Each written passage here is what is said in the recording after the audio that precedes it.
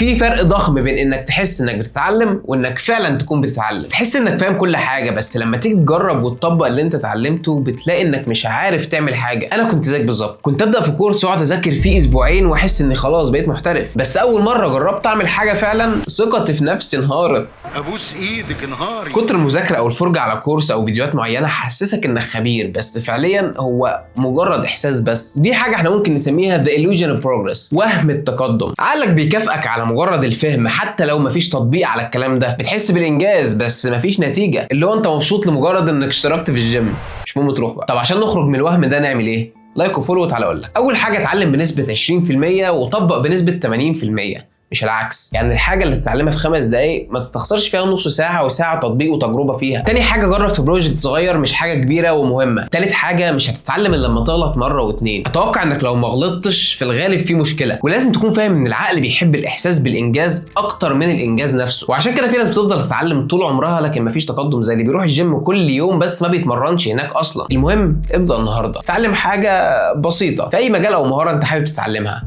وطبق فيها اكتر من ما انت اتعلمت كوقت، واعمل سيف للفيديو ده علشان يفكرك على طول.